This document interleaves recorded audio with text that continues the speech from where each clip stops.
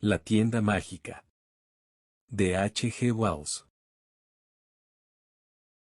Había visto varias veces la tienda mágica desde lejos, había pasado una o dos veces por delante del escaparate, donde se podían contemplar pequeños objetos mágicos, tales como bolas mágicas, gallinas mágicas, conos maravillosos, muñecas ventrílocuas, material para el truco del cesto, barajas que parecían corrientes, y todo ese tipo de cosas.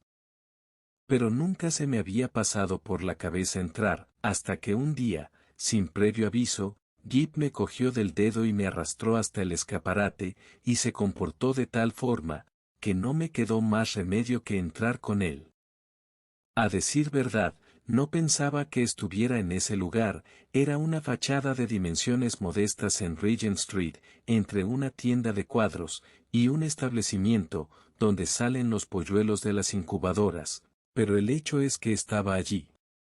Creía que se encontraba más cerca de Circus, o por la esquina de Oxford Street, incluso en Holborn, siempre estaba en la acera de enfrente, y un tanto inaccesible, como si su situación fuera un espejismo, pero estaba allí en ese momento, sin ningún género de dudas, y la gruesa yema del dedo de Gip hacía un ruido sobre el cristal. Si fuera rico, dijo, mientras señalaba con un dedo el huevo que desaparece, me compraría esto. Y eso, refiriéndose a la muñeca que llora, muy humana, y esto, señalando una cosa misteriosa que se llamaba, según se leía en una elegante tarjeta, compra uno y asombra a tus amigos. Cualquier cosa, añadió, puede desaparecer bajo uno de estos conos. Lo he leído en un libro. Y allí, papá, está él, medio penique que desaparece, solo que lo han puesto de esa forma para que no podamos ver cómo se hace. Deep, un niño encantador que había heredado la educación de su madre, no tenía intención de entrar en la tienda, ni de molestar en absoluto, pero me llevó del dedo inconscientemente hasta la puerta, y dio a entender su interés, de una forma clara. Eso, dijo, y señaló la botella mágica. ¿Y si la tuvieras? Le dije. Cuando oyó esta pregunta prometedora, me miró con un resplandor repentino en los ojos. Se lo enseñaría a Jessie, dijo, pensando como siempre en los demás. Quedan menos de 4 meses para tu cumpleaños, Gibbels, dije, y puse la mano en el picaporte. No respondió, pero su mano me apretó más el dedo, y así entramos en la tienda. No era una tienda común, era una tienda mágica, y el entusiasmo y la precipitación que Gip habría mostrado de tratarse de meros juguetes, no se manifestó en esta ocasión. Dejó que el peso de la conversación recayera sobre mí. Era una tienda pequeña, estrecha y con poca luz, y el timbre de la puerta volvió a sonar con una nota de dolor, cuando la cerramos. Durante un momento, estuvimos solos y pudimos contemplar lo que había a nuestro alrededor. Había un tigre de papier maché sobre la vitrina que cubría el mostrador, un tigre grave, de ojos bondadosos que movía la cabeza rítmicamente, había varias esferas de cristal, una mano de porcelana que sostenía cartas mágicas, un surtido de peceras mágicas de varios tamaños, un sombrero mágico impúdico que mostraba sin vergüenza sus resortes. En el suelo, había espejos mágicos, uno te alargaba y estrechaba, otro te aumentaba la cabeza y te hacía desaparecer las piernas, y otro te hacía pequeño y gordo como un tonelete.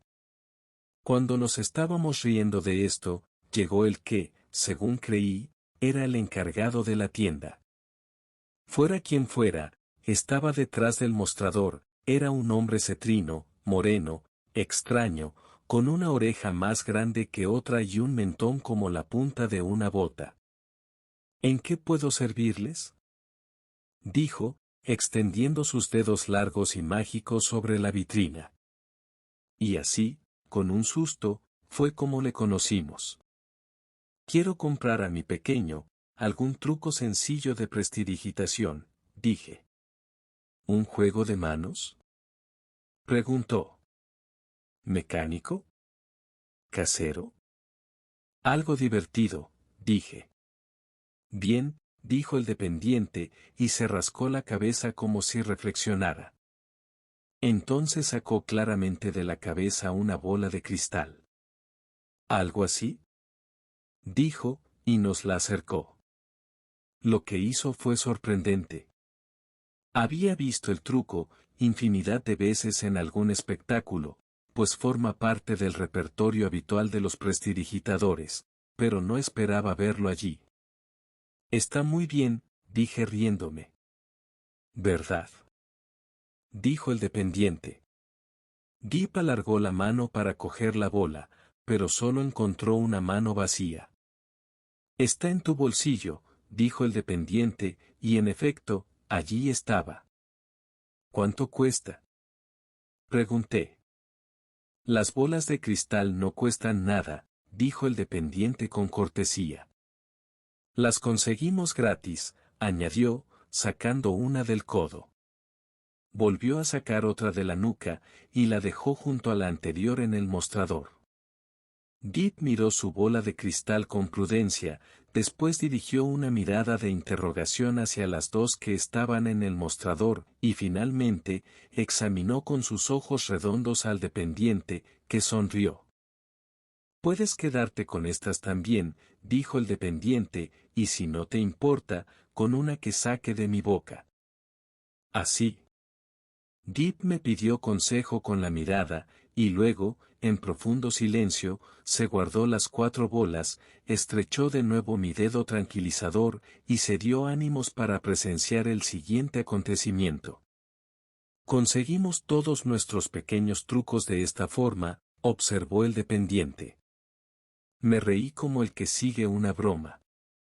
En lugar de ir al distribuidor, dije. Evidentemente, así sale más barato. En cierto modo, dijo el dependiente. A fin de cuentas, acabamos pagándolos, pero no tanto, como la gente supone. Nuestros trucos más importantes, y los suministros diarios de las demás cosas que queremos, los sacamos de ese sombrero. Y usted sabe, señor, si me permite decírselo, que no hay un almacén de venta al por mayor de artículos mágicos genuinos. No sé si ha reparado en nuestro rótulo, la tienda de magia genuina. Sacó una tarjeta comercial de su mejilla y me la entregó. Genuina, dijo, acompañando la palabra con el movimiento de un dedo. No hay ningún tipo de engaño, añadió. Parecía que estaba llevando la broma demasiado lejos. Se volvió hacia Gip, con una sonrisa extraña. Mira, tú eres un buen muchacho, dijo. Me sorprendió que supiera esto, pues, en beneficio de su disciplina, lo manteníamos en secreto incluso en casa, pero Gip recibió la frase con impávido silencio, y mantuvo la mirada firme sobre el dependiente. Solo los niños buenos logran pasar por esa puerta. Y a modo de ejemplo, llegó hasta nosotros un golpeteo en la puerta, y se pudo oír débilmente una vocecita que gritaba. Quiero entrar ahí, papá. Quiero entrar ahí. Luego se oyó la voz de un angustiado padre, que trataba de consolarle y tranquilizarle. Está cerrado, Edward, dijo. Pero no lo está, dije. Sí, señor, dijo el dependiente. Siempre está cerrado para esa clase de niños.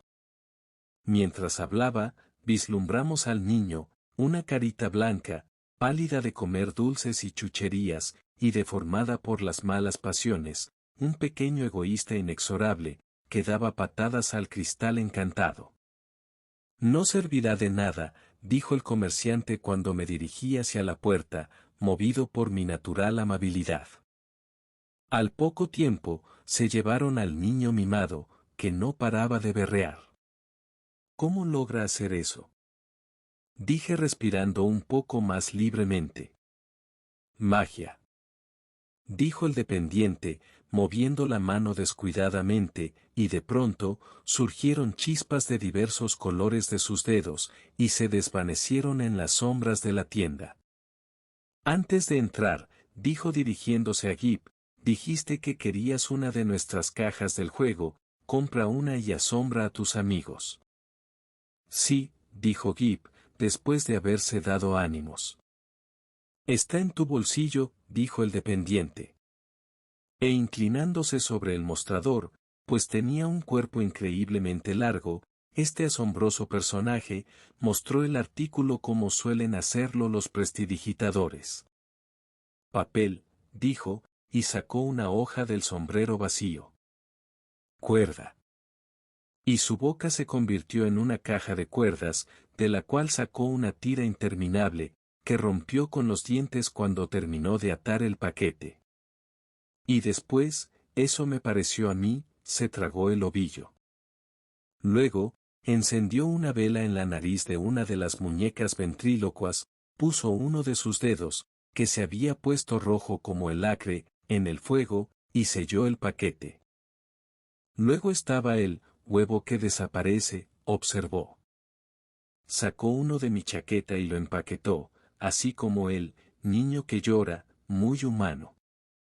Cuando estaban listos, yo entregaba los paquetes a Gip, que los estrechaba contra el pecho.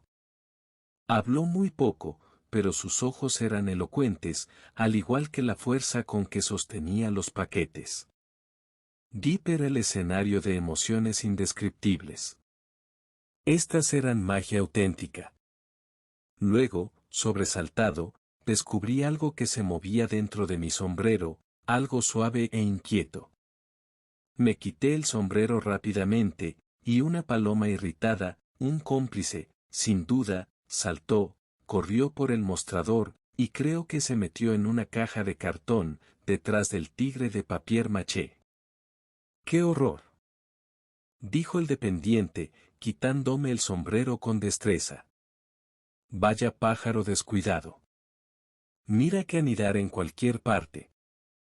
Sacudió mi sombrero, y en su mano abierta, aparecieron 2 o 3 huevos, una canica grande, un reloj, media docena de las inevitables bolas de cristal, y más papel arrugado y estrujado, mientras hablaba sin parar de cómo la gente se olvida de cepillar los sombreros por dentro, así como por fuera. Lo decía con mucha educación, pero refiriéndose a mí. Se acumulan todo tipo de cosas, señor. No me refiero a usted en particular, por supuesto. Casi todos los clientes. Es asombroso todo lo que llevan encima. El papel arrugado crecía y ondeaba en el mostrador, cada vez en mayor cantidad, hasta que casi ocultó al dependiente, hasta que lo ocultó por completo, y su voz seguía y seguía. Ninguno de nosotros sabe lo que puede ocultar la buena apariencia de un ser humano, señor. No somos mejores que fachadas encaladas, sepulcros blanqueados. Su voz se paró, exactamente igual que cuando se golpea el gramófono del vecino, con un ladrillo bien dirigido, el mismo silencio instantáneo. El crujido del papel cesó, y todo quedó en silencio. ¿Ha terminado con mi sombrero?, dije al cabo de un rato. Pero no hubo respuesta. Miré a Gip y Gip me miró a mí. Allí estaban nuestras imágenes deformadas en los espejos mágicos, extrañas, graves, inmóviles. Creo que nos vamos a ir, dije. ¿Nos puede decir cuánto es todo esto? Oiga, dije con voz más bien fuerte. Quiero la cuenta, y mi sombrero, por favor. Creo que alguien sorbió por las narices detrás del mostrador. Miremos detrás del mostrador, Gip, dije. Creo que nos está tomando el pelo. Llevé a Gip alrededor del tigre que meneaba la cabeza. ¿Y qué creéis que había detrás del mostrador? Nadie, absolutamente nadie. Solo mi sombrero, tirado en el suelo, y un típico conejo de prestidigitador, blanco y con orejas romas, sumido en sus meditaciones, y con un aspecto tan estúpido y apocado, como solo los conejos de los prestidigitadores pueden tenerlo. Recogí mi sombrero, y el conejo se apartó de mi camino, arrastrando los pies. Papá, dijo Gip, susurrando débilmente. ¿Qué pasa, Gip? Dije. Me gusta esta tienda, dijo. A mí también me gustaría, me dije para mis adentros, si el mostrador no se hubiera alargado de repente, impidiéndonos el paso hacia la puerta. Pero no quise llamar la atención de Gip sobre esto. Miss. Susurró, alargando la mano hacia el conejo, cuando pasó arrastrándose por delante de nosotros. Conejito, haz un truco a Gip. Y le siguió con la mirada, hasta que se introdujo por una puerta, que un momento antes no estaba allí. Luego, esta puerta se abrió de par en par, y el hombre que tenía una oreja más grande que la otra, apareció de nuevo. Todavía sonreía, pero nos dirigió una mirada, entre divertida y desafiante. Seguro que querrá ver la sala de exposiciones, señor, dijo con cierta cortesía. Gip tiró de mi dedo en dirección a la sala. Miré hacia el mostrador, y volví a encontrarme con la mirada del dependiente. Estaba empezando a pensar, que la magia era demasiado genuina. No tenemos mucho tiempo, dije. Pero, sin saber cómo, nos encontramos en la sala, antes de que terminara de decir esto.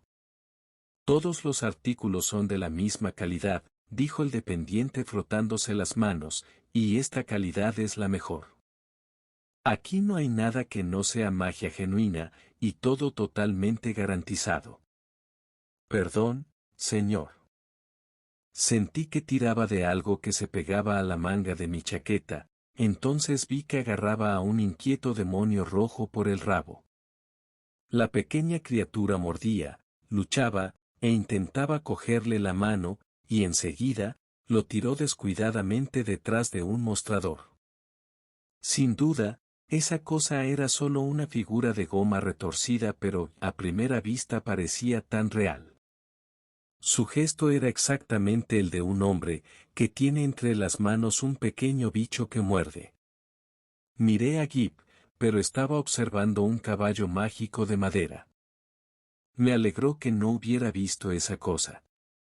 Oiga, dije en voz baja, dirigiendo la mirada hacia el pequeño demonio, no tendrá muchas cosas de ese tipo por aquí, ¿verdad?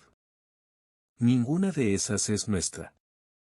Seguramente la trajo usted, dijo el dependiente en voz baja, y con una sonrisa más deslumbrante que nunca. Es asombroso, lo que la gente puede llevar encima sin darse cuenta. ¿Ves algo que te agrade por aquí? Preguntó a Gip. Allí había muchas cosas que agradaban a Gip. Se volvió hacia el sorprendente comerciante, con una mezcla de confianza y respeto. ¿Es eso una espada mágica? Preguntó. Una espada de juguete mágica, respondió el dependiente. No se dobla, ni se rompe, ni corta los dedos. Al que la lleva, le hace invencible en la lucha contra cualquiera que tenga menos de 10 y 8 años. Cuestan desde media corona a 7 y 6 peniques, según el tamaño. Estas panoplias son para jóvenes caballeros andantes, y muy útiles, escudo de seguridad, sandalias para andar velozmente, yelmo que hace invisible. ¿Has oído eso, papá? Exclamó Gip sofocado. Traté de averiguar lo que costaban, pero el dependiente no me hizo ni caso. Había cogido a Gip, había conseguido que se soltara de mi dedo, se había embarcado en la explicación de sus artículos, y nada era capaz de pararle.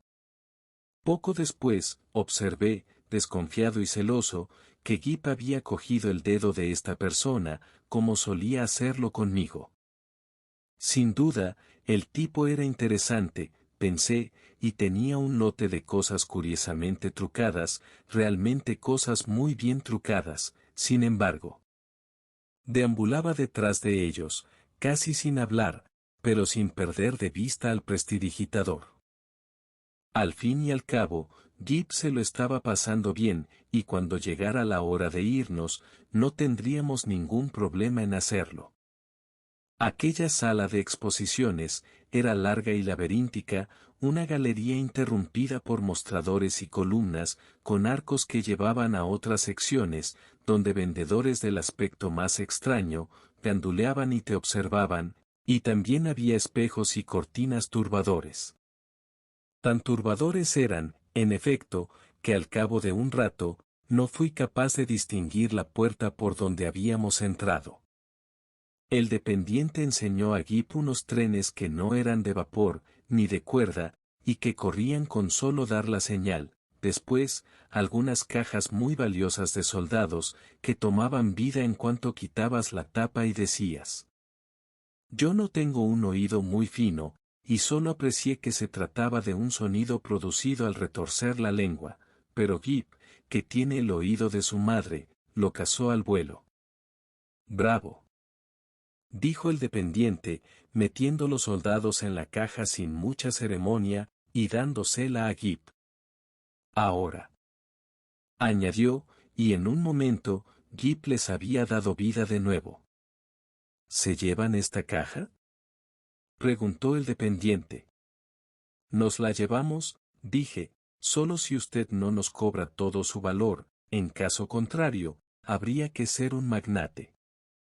No, hombre, no, exclamó el dependiente, y volvió a recoger los soldaditos, cerró la tapa, agitó la caja en el aire y, ¡zas! Ya estaba envuelta, atada y con el nombre completo y la dirección de Gip escritos en el papel. El dependiente se rió de mi asombro. Esto es magia auténtica, dijo, real.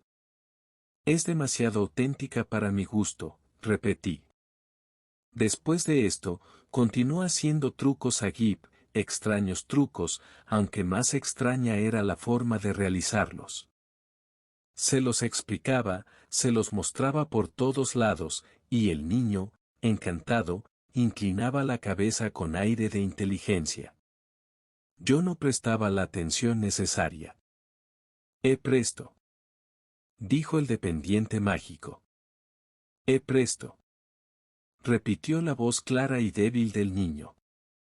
En realidad, a mí me distraían otras cosas. Me estaba afectando la extraordinaria rareza de aquel lugar, que aparecía, por decirlo así, inundado de una atmósfera de extravagancia. Incluso había algo extraño en la instalación, en el techo, en el suelo, en las sillas colocadas al azar. Tuve la extraña sensación de que, cuando no las miraba directamente, se inclinaban, se movían, y jugaban silenciosamente al escondite detrás de mí. La cornisa tenía un adorno sinuoso con máscaras, que parecían demasiado expresivas para ser solo de yeso. Entonces, uno de los vendedores de aspecto extraño, atrajo mi atención. Estaba a cierta distancia de mí, y evidentemente, no se daba cuenta de mi presencia. Veía, a través de un arco, casi todo su cuerpo, sobre una pila de juguetes. El vendedor se inclinaba indolentemente sobre una columna, haciendo muecas horribles. Hacía una mueca especialmente horrible con la nariz. Lo hacía solo porque parecía aburrido, y quería divertirse a sí mismo. Cuando empezaba, tenía la nariz chata y redonda, luego, la extendía rápidamente como un telescopio, la estiraba, y cada vez se hacía más delgada, hasta que parecía un látigo largo, rojo y flexible. Parecía una cosa de pesadilla. La agitaba y la lanzaba, como un pescador lanza su caña. Lo primero que pensé, fue que Gip no tenía que verle. Me volví, y le vi totalmente absorto con el dependiente, y sin pensar en nada malo. Ambos cuchicheaban y me miraban. Gip estaba de pie sobre un taburete, y el dependiente sostenía una especie de gran tambor con la mano. «Vamos a jugar al escondite, papá», gritó Gip. «Tú te quedas».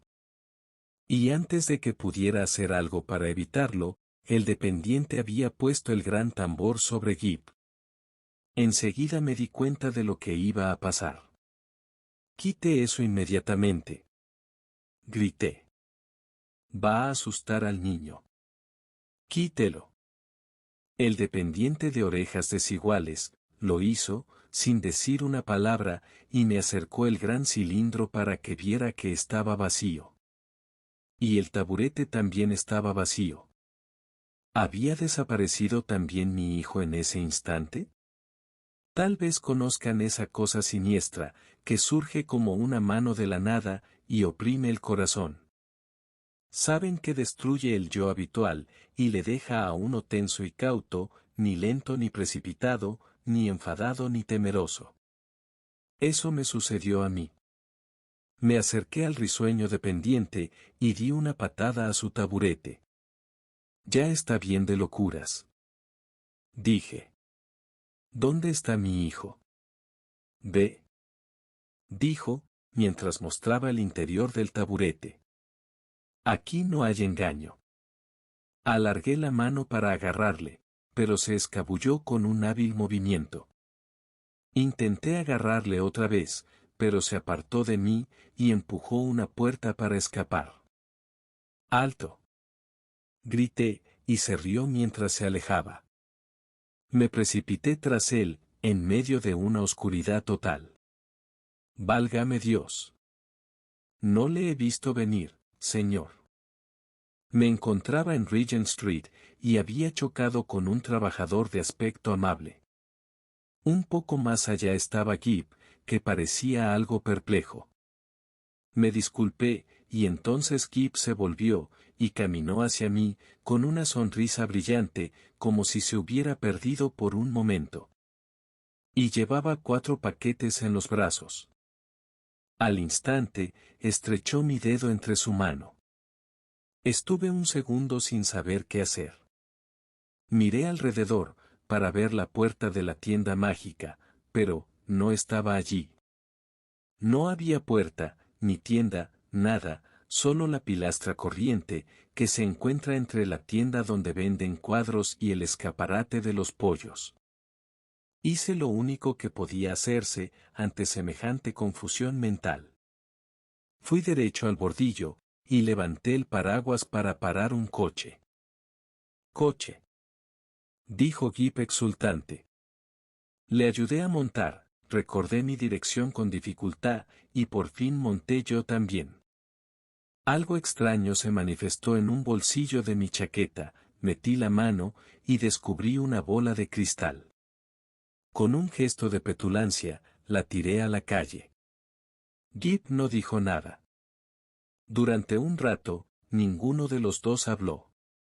«Papá», dijo Gip al fin. Esa era una auténtica tienda. Esto me llevó a considerar el problema de la impresión que le podía haber producido todo aquello. No parecía que le hubiera afectado nada, y de momento se encontraba bien. No estaba trastornado, ni asustado, sino tremendamente satisfecho por lo bien que se lo había pasado aquella tarde, y por los 4 paquetes que llevaba en los brazos. Diablos. ¿Qué podría haber en los paquetes? Bien, dije, pero los niños pequeños no pueden ir a tiendas así todos los días. Escuchó estas palabras con su estoicismo acostumbrado, y por un momento, lamenté ser su padre y no su madre, para poder besarle inmediatamente allí, en el coche. Al fin y al cabo, pensé aliviado, no había salido tan mal la cosa. Pero hasta que no abrimos los paquetes, no empecé a sentirme realmente tranquilo. 3 de ellos contenían cajas de soldados de plomo totalmente normales, pero de tan buena calidad, que Gip olvidó que estos paquetes habían sido originariamente trucos mágicos, de una clase única y genuina. El cuarto, contenía un gatito blanco de carne y hueso, con excelente salud, carácter y apetito. Cuando abrimos los paquetes, sentí un alivio provisional. Estuve dando vueltas por el cuarto del niño, durante horas y horas. Esto sucedió hace 6 meses. Y ahora, estoy empezando a pensar que todo está en orden. El gatito, solo tiene la magia que es natural a todos los gatos, y los soldados parecen una compañía tan disciplinada, como cualquier coronel podría desear. ¿Y Gip? Los padres inteligentes comprenderán que debo conducirme con suma cautela con él. Pero un día me atreví a preguntarle. ¿Te gustaría que tus soldados tomasen vida, y que marcharan ellos solos? Los míos lo hacen, dijo Gip. Solo tengo que decir una palabra que sé, antes de abrir la tapa. ¿Y marchan solos? Pregunté. Claro que sí, papá. No me gustarían si no lo hicieran. No mostré ningún signo de sorpresa improcedente. Desde entonces, he tenido ocasión de sorprenderle 1 o 2 veces con los soldados fuera de la caja, pero hasta ahora, no los he visto comportarse de una manera mágica. Es algo difícil de explicar. Existe también un problema económico. Tengo la incurable costumbre de pagar todas las facturas. He subido y bajado Regent Street varias veces, buscando esa tienda. Me inclino a pensar, en efecto, que esta cuestión de honor ha sido satisfecha, y que, como conocen el nombre y la dirección de Gip, puedo esperar perfectamente que esas personas, sean quienes sean, envíen la factura a su debido tiempo. Fin.